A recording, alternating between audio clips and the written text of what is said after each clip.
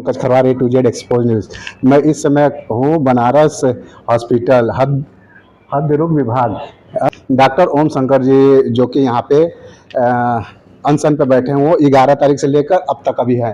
देखिए आगे कब तक वो बैठेंगे, कब तक क्या होता है उनको थोड़ा देखा जाएगा। आइए उनसे बातचीत करते हैं, क्या है, क्या डिमांड है उनका, क्या है, आइए बात करते हैं उनसे। ये जो हॉस्पिटल के अंदर है ये। नमस्कार सर, क्या नाम पड़ेगा आपका? मेरा नाम प्रोफेसर डॉक्टर ओम शंकर है। मैं हृदय रोग विभाग का विभाग अध्यक्ष हूँ। अच्छा, ये अनशन पे कब से बैठे हैं आप? क्यों बैठे हैं? ये मेरे अनशन का तीसरा दिन है और अनशन का मुख्य उद्देश्य जो है ग्रीन BHU, क्लीन BHU और भ्रष्टाचार मुक्त BHU। भ्रष्टाचार हो रहा है BHU में, उसके लिए बैठे हुए हैं जी, न सिर्फ जैसे क्या हो रहा है भ्रष्टाचार में? भ्रष्टाचार में ये हो रहा है कि जो चिकित्सा अधीक्षक हैं यहाँ पर अस्पताल के, वो एक अपराधी व्यक्ति है। कौन है वो? उनका नाम है प्रोफेसर डॉक्टर KK गुप्ता और ये है उनके काले करतूतों की पूरी कहानी इसमें दर्ज है वो, और ये पूरी रिपोर्ट है जो उनके विरुद्ध है, ये रिपोर्ट।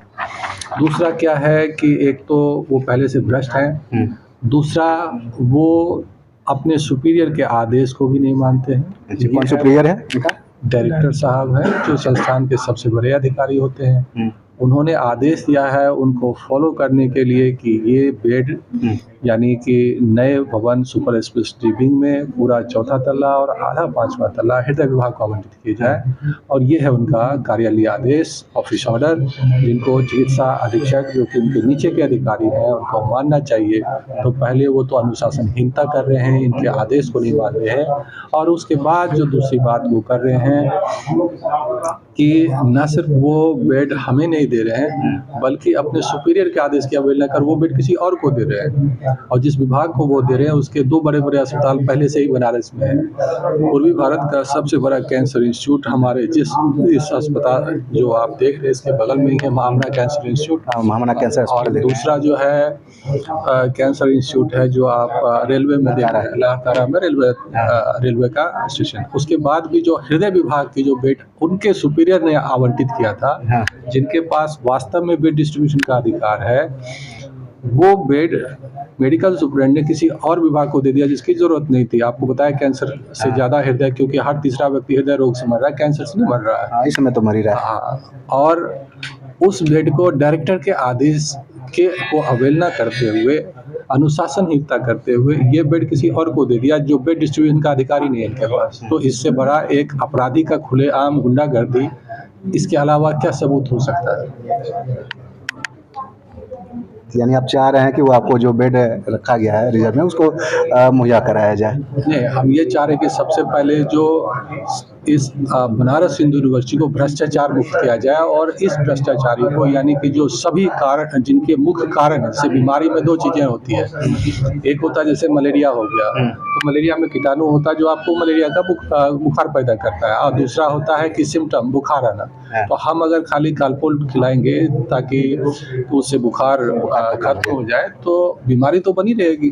तो बीमारी ये है, तो पहला इलाज तो इनको करना है, इनको निलंबित करने के कार्य है। नहीं, इनको पद से हटाया जाए, बर्खास्त किए जाए, और इनके द्वारा पिछले 3 सालों में किए हुए भ्रष्टाचार की SIT द्वारा जांच की जाए। और उसके अलावा जो हृदय रोगियों को जो बेड जिन पर उन्होंने जबरन ताला लगाया हुआ है, उस बेड को डायरेक्टर साहब के आदेश के अनुसार तुरंत प्रभाव से हृदय विभाग को दिया जाए, और उस पर जो डिजिटली लॉक करके रखा है उसको अनलॉक किया जाए। अच्छा सर, ये आप बताइए कि मान के चलिए कि आप अनशन पे अकेले बैठे हैं कि और कोई लोग हैं? अनशन पे मैं अकेला ही अकेले हैं। और सर ये बताइए, 4 दीवारी में आप अनशन कर रहे हैं तो आपकी बात वहाँ तक जाएगी? हम लोग मीडिया है तो मीडिया से भाई हम लोग चाहेंगे कि आपका सुनवाई हो।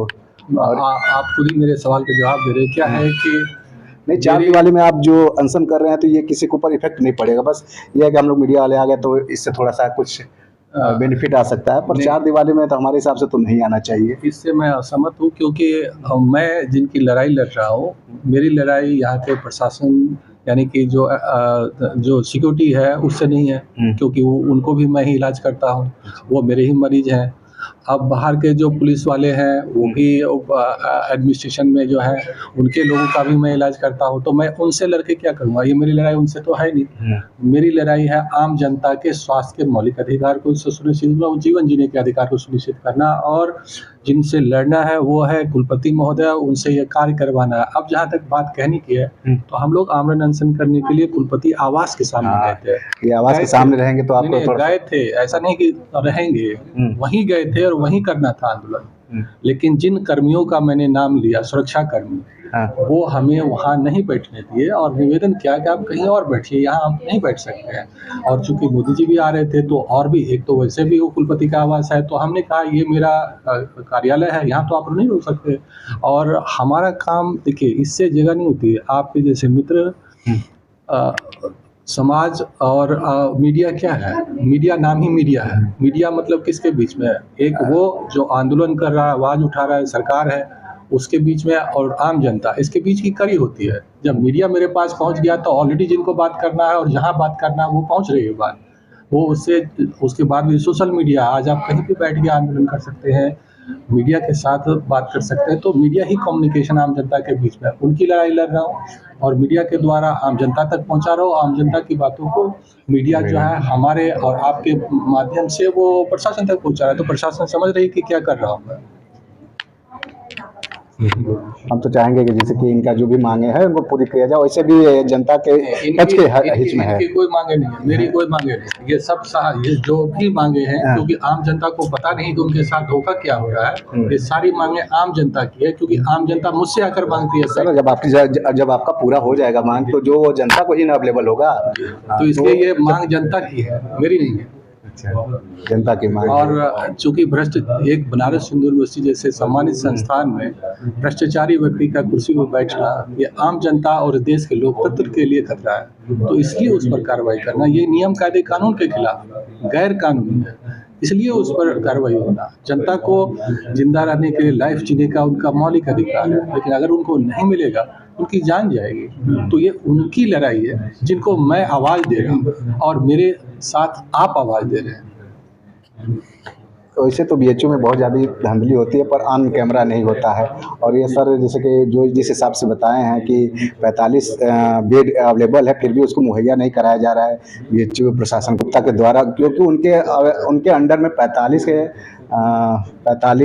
बेड अवेलेबल है हृदय रोग के, और वो उनको मुहैया नहीं करा रहे हैं, जो कि अभी सुपर स्पेशलिस्ट में तीसरे और विभाग में चौथे तले संपूर्ण और पांचवा तला आधा, संपूर्ण चौथा तला और आधा पांचवा तला निदेशक के आदेश के हिसाब से हृदय रोगियों को मिलना चाहिए। अभी पर वो मिल नहीं रहा है। और ये के गुप्ता जो चाहेंगे तो वो मिल सकता है। चाहेंगे नहीं, क्योंकि उनका वो अधिकार ही नहीं है, उनके अधिकार से है ही नहीं, वो चाहेंगे नहीं। उनको बाहर निकाल देंगे तो अपने आप मिल जाएगा वो, इसलिए वो रूट ऑफ द कॉज है, जड़ है, सारी जड़ है और अपराधी है वो। तो ऐसे नहीं होगा तो फिर अल्टीमेटली एक और उपाय होता है, जब आप लंका थाने में एफआईआर दर्ज कराए और अपराधी जेल जाए, ये भी एक रास्ता है जो आखिरी विकल्प है।